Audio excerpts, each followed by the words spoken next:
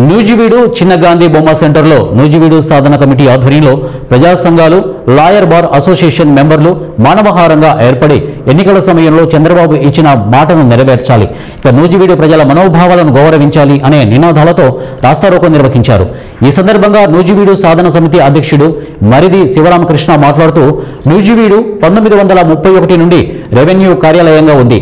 దీన్ని వైఎస్ఆర్ ప్రభుత్వం కృష్ణా జిల్లా నుంచి విడదీసి ఏలూరు జిల్లాలో కలిపి ఒక ద్రోహం చేసింది. అదే సమయంలో ప్రతిపక్షంలో ఉన్న టీడీపీ ప్రభుత్వం ఎన్నికల సమయంలో నూజివీడును ఎన్టీఆర్ జిల్లాలో కలుపుతామని వాగ్దానం చేసింది. ఈ ప్రక్రియలో భాగంగా టీడీపీ ప్రభుత్వం అధికారంలోకి వచ్చిన తర్వాత జిల్లాలో పునర్విభజన ప్రక్రియలో భాగంగా మంత్రి ఒక సంఘం కమిటీని ఏర్పాటు చేసి తగు నిర్ణయం తీసుకుంటామని తెలియజేశారు.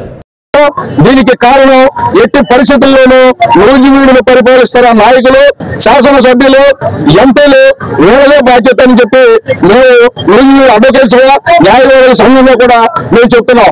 ఈ రోజు నూజివీడును కలుపుతామని చెప్పి ఓట్లేయించుకున్న వాళ్ళు ఈ రోజు నూజివీడును ఎన్టీఆర్ జిల్లాలో కలపడానికి వీళ్ళ బాధ ఏంటి మరి వాళ్ళకే తెలియాలి.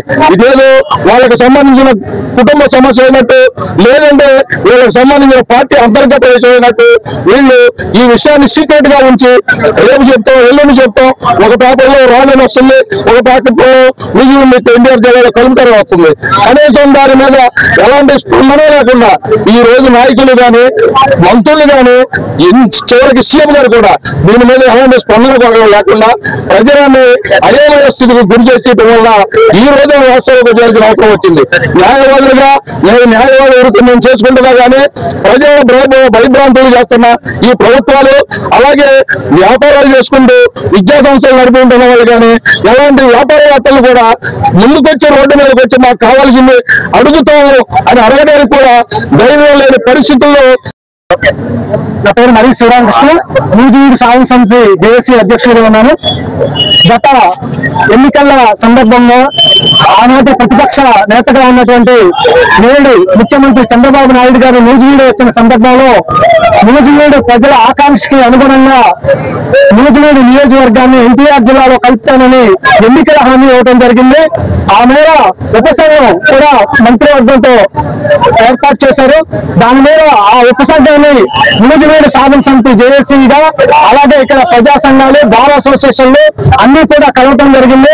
కలిసిన సందర్భాల్లో అనేక మంది మంత్రులతో మాట్లాడినప్పుడు ఈ నియోజకవర్గాన్ని ఎన్టీఆర్ జిల్లాలో కలుపుతున్నామని చెప్పి చెప్పడం జరిగింది వాళ్ళందరూ కూడా. కానీ 2 రోజుల క్రితం జరిగినటువంటి ఉపసంఘం, మంత్రివర్గ ఉపసంఘం మీటింగ్ లో యథాతథంగా 9 జిల్లాలు ఉంటాయని చెప్పి ప్రకటన రావటం నూజివీడు ప్రజల ఆకాంక్షని ఈ రోజు బూతులో తీసి పాతి పెట్టిన విధంగా ఈ రోజు రాష్ట్ర ప్రభుత్వం వ్యవహరించింది. ఇప్పటికీ 2 ప్రభుత్వాలు కూడా నూజివీడు ప్రజల్ని మోసం చేశాయి. గతంలో ప్రత్యేకంగా మన ఆంధ్ర విడిపోయినప్పుడు తెలంగాణ నుంచి నూజివీడు ప్రాంతాన్ని రాజధానిగా చేస్తామని చెప్పి ఆనాడు ప్రభుత్వం మోసం చేసింది.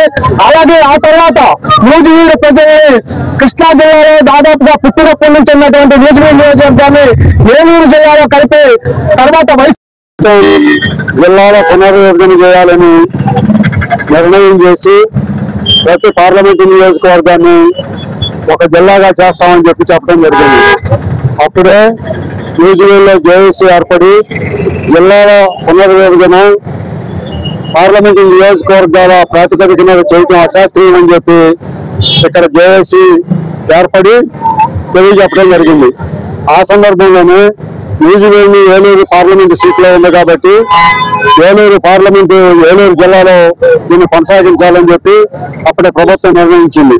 ఆ సందర్భంలో నూజివీడు ప్రజలందరూ కూడా దాన్ని తీవ్రంగా వ్యతిరేకించడం జరిగింది.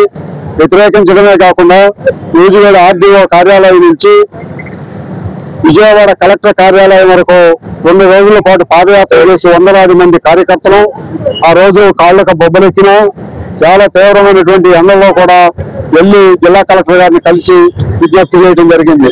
నూజివీడుని విజయవాడ కేంద్రంగా ఉన్నటువంటి జిల్లాలో కొనసాగించాలని చెప్పి అప్పుడు మేము కోరాం.